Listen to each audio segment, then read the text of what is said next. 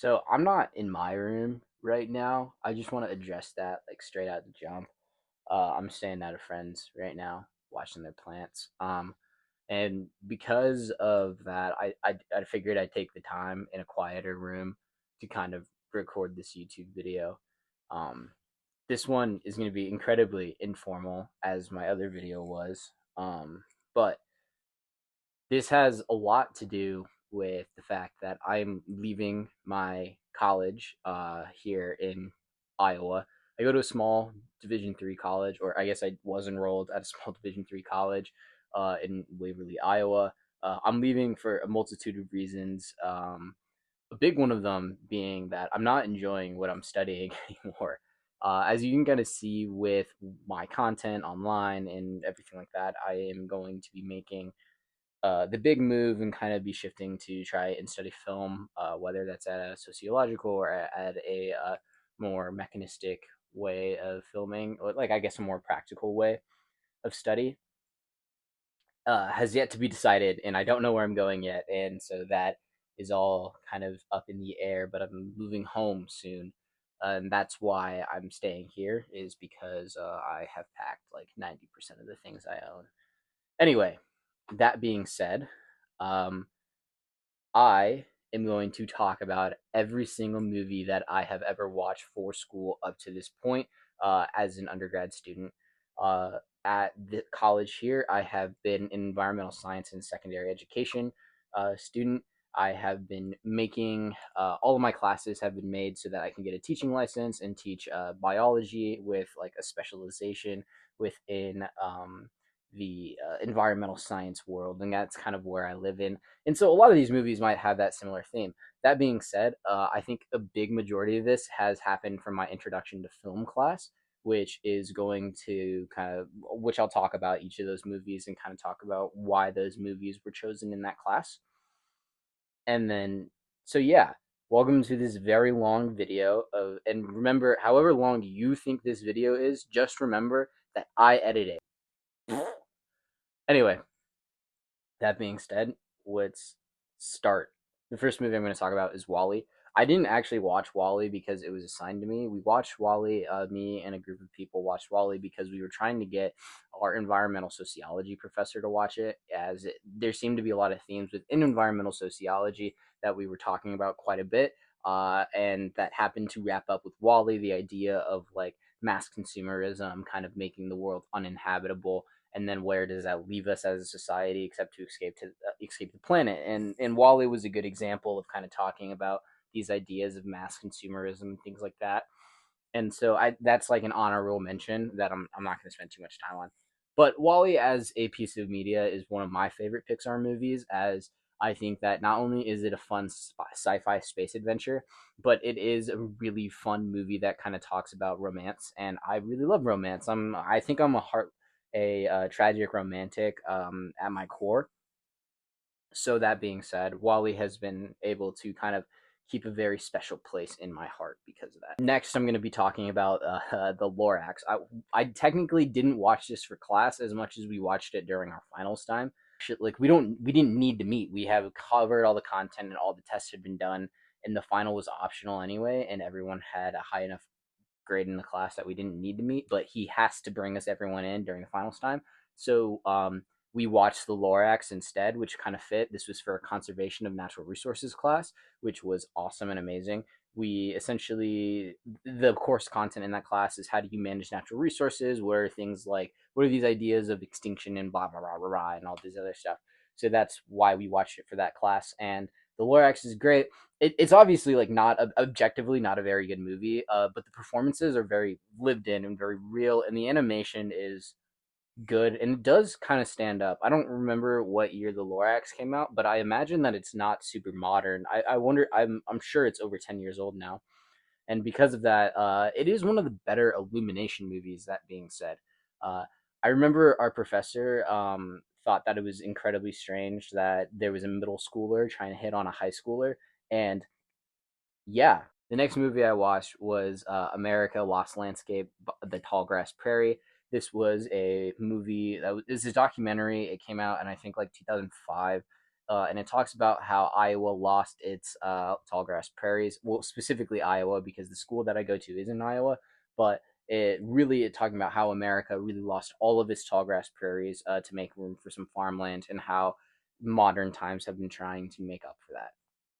The Great Wall. The Great Wall has Matt Damon and Pedro Pascal, and oh my god, I'm gonna look horrible. I can't remember what the woman's name is. I just seem sexist now. Matt Damon and Pedro Pascal as they are going to the Great Wall of China as they're running away from some Mongols, and then they discover monster alien things attacking the wall. This was the first film that I watched for my introduction to film class, because it was the first film that he wanted to break down our barriers of what to expect within the media of film. Being able to say that films can have different cultural perspectives on them that will pull and push on you. And so a film like The Great Wall, where it is made by to really oppose to the Chinese market, even though it has these very American themes in it. And how do you incorporate that? How do you work for that? How do you have patterns, motif, and color be really incorporated within that? Now, that being said, this movie I think is the only movie we watched that wasn't nominated for any type of Academy Awards within that class. And so like objectively, I think it's not a very great movie. I found it like rather uninteresting and fairly uninspired. But um, what are you gonna do? You know, my professor liked it, so yeah. Next, I'm gonna be talking about Martin Scorsese's Hugo. This is one of those. This movie falls into the genre of when directors make movies about movies, and I really do appreciate Hugo because of that. It is very much a movie that is a love letter to movies and what film really was as far as film in Europe, and what it really took to make film at that time. Martin Scorsese doesn't make a lot of movies that can be viewed by children, and I do remember this being a movie that I saw in theaters as a child in 3D whenever that was still popular in movie theaters. And Hugo really meant something at that time to me. I remember it giving me a couple nightmares because of the dream sequence within that film, but I do think that Hugo is this like very beautifully made, very interesting film that incorporates the CGI elements that haven't aged fantastically, but don't look terrible. They're definitely like a middle of the road CGI type of situation, and I think as time will go on, like we'll see some of this other CGI that has been produced, and we'll say, yeah, it aged fine. So, A Trip to the Moon. A Trip to the Moon is referenced within the film Hugo, which is why we watched it in the film class next class, to kind of talk about how have movies really evolved as a whole. Now, A Trip to the Moon very much is on a stage. The first movies were very much like filmed to be essentially just moving plays that you could rewatch over time on film. And you can really see that with a traditional stage left and stage right being on, within that film of A Trip to the Moon, and incorporates all these different elements from being like very political with bureaucrats to having some sci-fi and having some fantasy, and not really distinguishing between those two things of sci-fi and fantasy like we do now. We don't really see as much like magic and science fiction together anymore. We very much have our Lord of the Rings esque and our very much our Star Wars esque in separate bubbles. But I guess Star Wars has magic. Unless you think midichlorians are science, then it's like whatever. The next movie I watched was The Artist. This was also for my film class. The Artist is this film about essentially the moving away from silent films and silent film stars, and what that really means when they are kind of losing. And it really centers around this silent film guy, who the silent film actor who is losing his touch, and he's essentially losing relevancy because of talkies. um and I don't know if it's like fully intentional, but he kind of like writes off these movies as being like not an art form because you're talking, and so you're not emoting as much, and it's a very different movie. But also at the end of the film we hear him talk for the first time, and he doesn't have an Americanized accent. He doesn't have the what is it called, the New Atlantic accent that actors were really adopting in the 1920s. In fact, he doesn't even have like an American accent. He has I believe he's French. I believe the actor is French and he has a French accent. And I wonder how much of that is like an intentional decision of saying how American audiences really do not enjoy having foreign voices on screen. The next movie I watched was El Cante. This is a oh my god, how do I explain this movie? It's a fever dream. It feels like a fever dream. It doesn't feel real. It's not very good. I'll say it's enjoyable. Like I had a lot of fun with it, and I think some of the direction in it is very creative at the very least. Yeah, at the very least, it's creative and fun in that sense.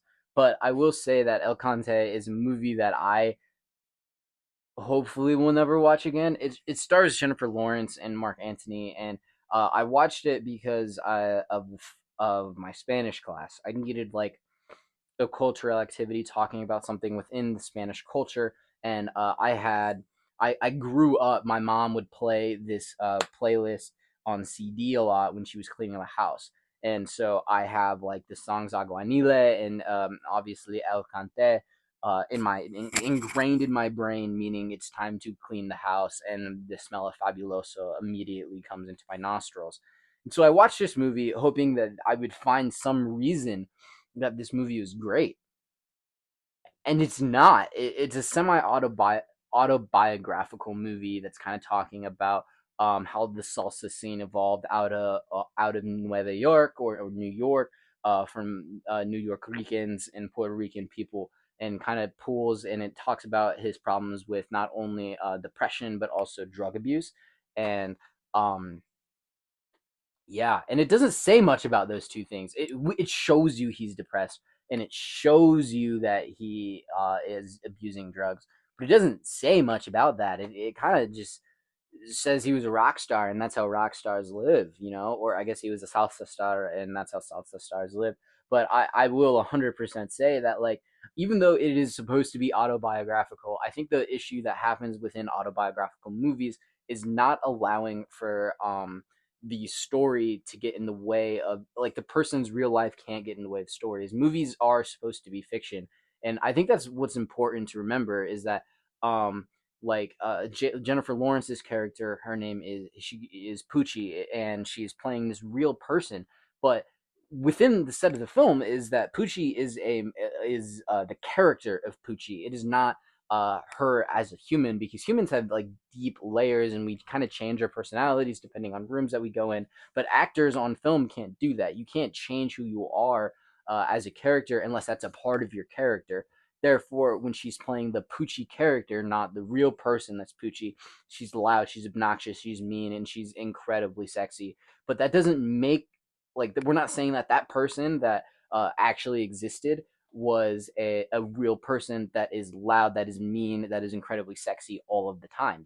That doesn't need to be her, because Jennifer Lawrence is playing or not Jennifer Lawrence, Jennifer Lopez. I wonder if I've been saying Jennifer Lawrence the entire time. Okay, Jennifer Lopez is playing this character just like that all the time. The next movie I watched was Avatar, and I was like dreading watching this for the film class because it's so fucking long. We use it to kind of talk about special effects and being able to create this new world with new vivid things and such. And I think Avatar is a really interesting place to kind of talk about that because of how it works. It holds up so well.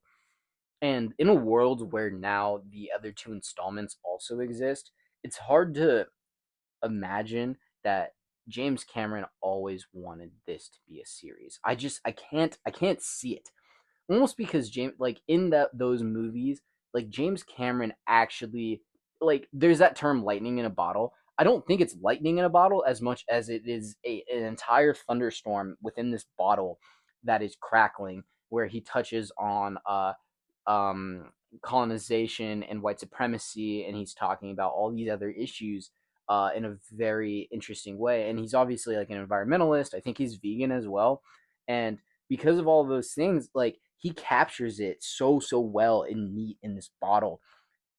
And then I watched the second one, and I was like, "What the fuck, man? Like, you totally messed up the script." And I can't lie, I haven't seen the third one quite yet, and I have like no desire to, but maybe I will once it comes out on streaming. So, but I think it's still doing well in the box office. is. So I doubt it'll ever come out on streaming for a while. The next movie we watched was Salma, and Salma is a semi-autobiographical movie about Martin Luther King, or Dr. Martin Luther King Jr., and how the March to Selma, Alabama, kind of went down, and while being watched by the FBI, having some internal problems with his wife, and kind of talking about trying to have federal law in place so that black voters could vote in an easier capacity. I think we watched this movie specifically to talk about how do you make acting? How do actors really crush it?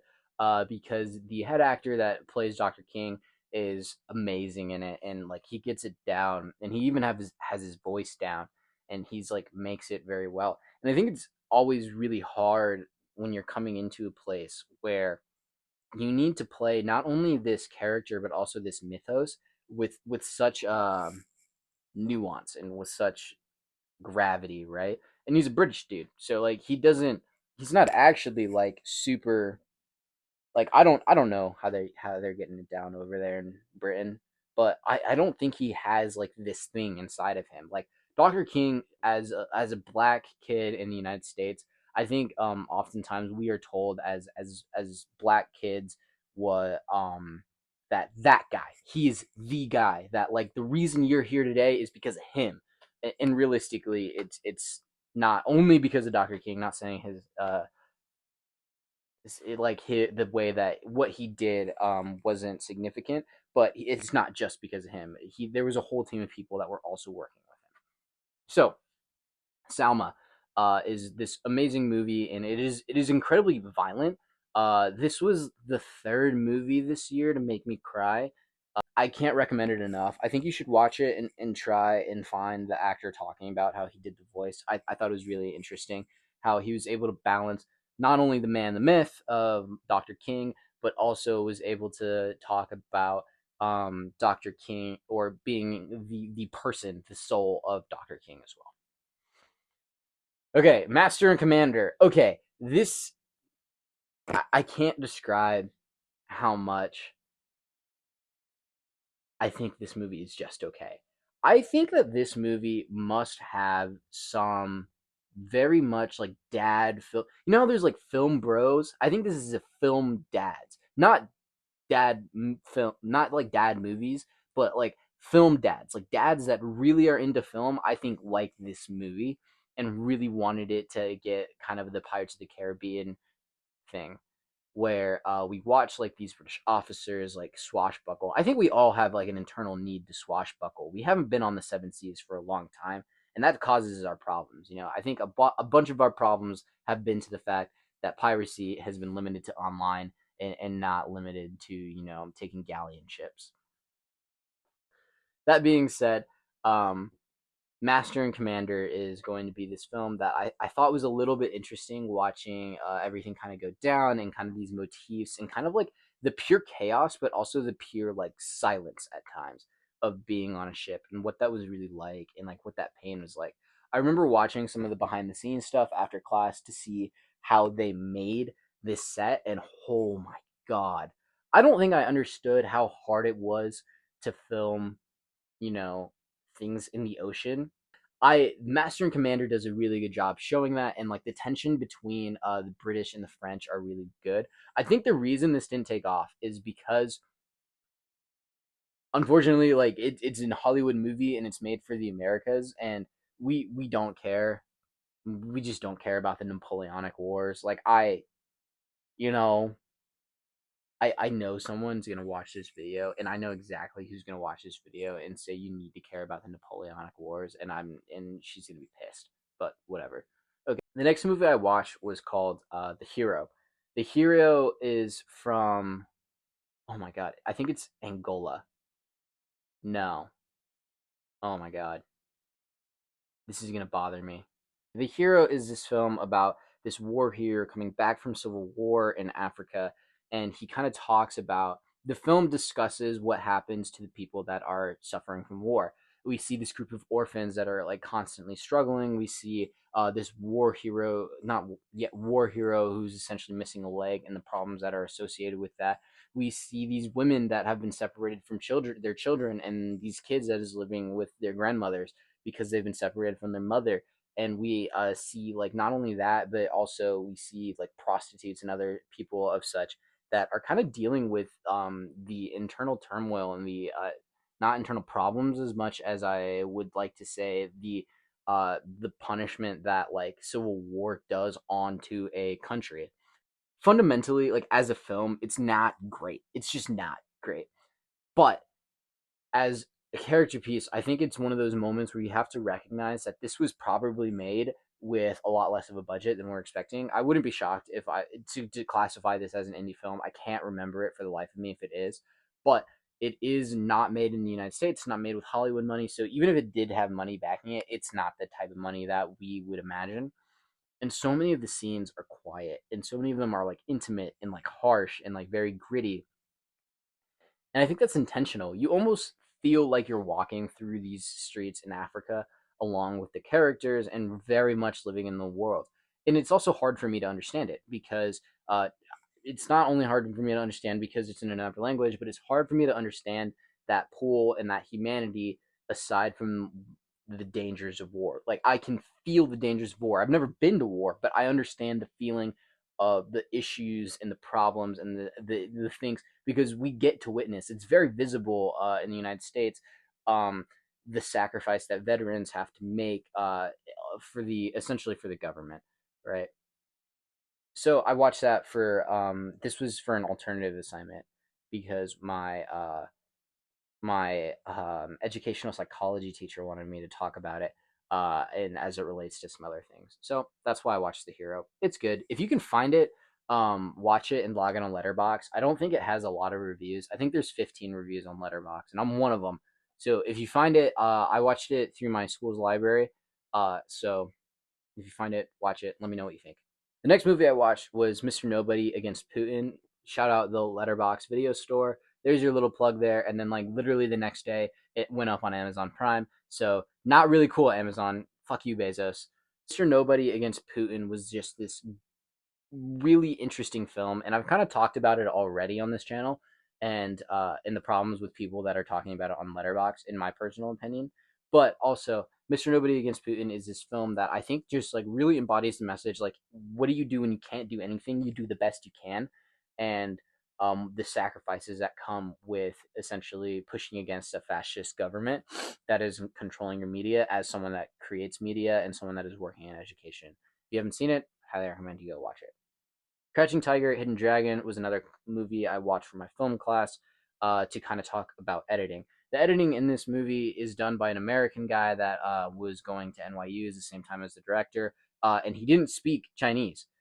He doesn't speak it at all, and he edits this entire movie without without knowing the language, and all of that is done with the immaculate attention to subtlety, the immaculate attention to the expressions on the characters' faces. Also, I imagine he had a translator in the room with him, or the director was probably there editing with him. But actually, no, actually, I do know this. He wasn't there with the director. They were filming, and he was at home editing before they had anything. He actually only saw it. He didn't have any sound. So he directed all of it, or he edited all of it with no sound because they hadn't filmed the sound yet. And then they had to go back and film the sound with all the actors and everything else, and then add in things like footsteps, which is insane to me. So Crouching Tiger, Hidden Dragon, probably one of the best edited movies ever. Also one of my favorite movies to kind of show.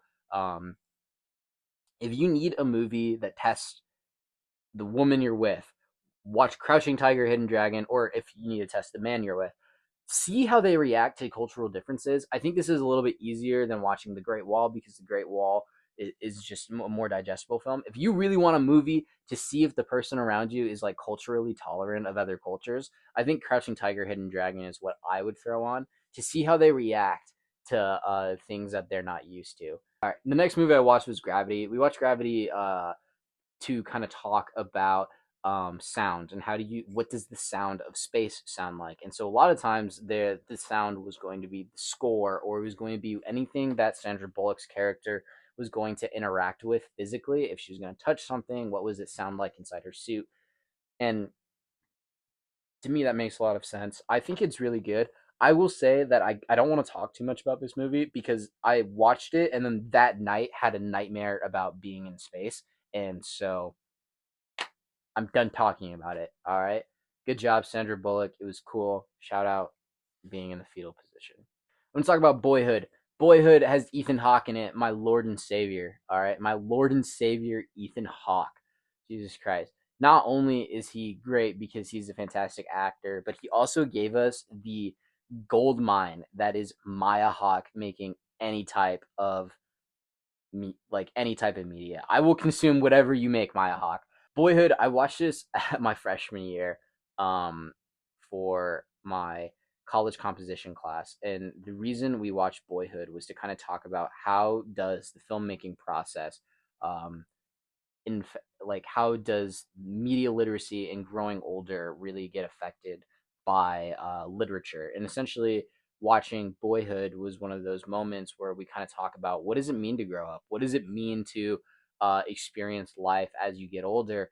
And Boyhood really does that because if you haven't seen the film or have never heard about the film, essentially it's the same cast, and then they film it over the course of I think about 10 years, maybe 17 years, and you just watch these people get older and older and older and like adapt as actors. Not only do they get better as actors, but they also get different relationships, and that's like the way that they talk to each other is really interesting over the course of 10 years. And it is just so impressive that this movie got made. I don't think this any movie like Boyhood will ever be made again. They're not going to do that. Like you only really get to see this evolution in like this in TV shows. You don't get to see it in film, and I it's just oh my god, it's so good. If you haven't seen it, go watch it. Only just because it's a miracle it happened, and maybe someday we can get it to happen again. All right, another movie I watched for was Sword in the Stone, Disney Sword in the Stone. I watched this to kind of for my secondary education class. I needed to choose a movie or a TV show that embodies what I think it means to be a teacher. I chose this movie because it was short. I'm not gonna act like I chose this movie because I really like this movie. I chose this movie because I remember it being really easy to digest and really easy to watch, and I was 100% right. So I, through the perspective of Merlin, and for the sake of the assignment, and to talk about the assignment, Merlin does this thing where he gets really hands on and he comes to bat with Arthur. And then the moment that Arthur says, "I don't need you anymore," he steps away. And I think that's really important. Like even though he's angry and he knows Arthur is wrong, like Arthur needs him, Merlin still steps away and walks away. And I think that's what a good educator does, is allowing students to be able to discover things on their own. Obviously, don't do that if the student's going to get hurt. And then Merlin does go up to bat with him in the wizard duel, and then also keeps him alive when he's a fish, and when he's a squirrel, he teaches him about love because love is always complicated, and like especially in an educational sense. I think this movie is kind of important just to watch from the lens of an educator. Like, how do we feel about Merlin becoming this almost this caretaker and this surrogate father, and most importantly, friend to Arthur, who's going to go on to do great things, as I think all students are going to go on to do great things. All right, the last movie I'm going to talk about is West Side Story. Um, West Side Story was the last film that I watched, and I watched it about 4 times this semester. And it is the last film that I needed to watch for my college, and it is the last thing that I watched before I turned in my final assignment at my time here at Wartburg College in Waverly, Iowa. And I think that it is an incredibly personal film because West Side Story takes place in New York as a Puerto Rican group kind of fights for turf with the um, with the American group in the Jets. West Side Story was the first film that I ever watched that really talked about that I heard the word Puerto Rican in, and I'm half Puerto Rican, and it was the first time I ever saw myself represented. I don't know why I chose this film.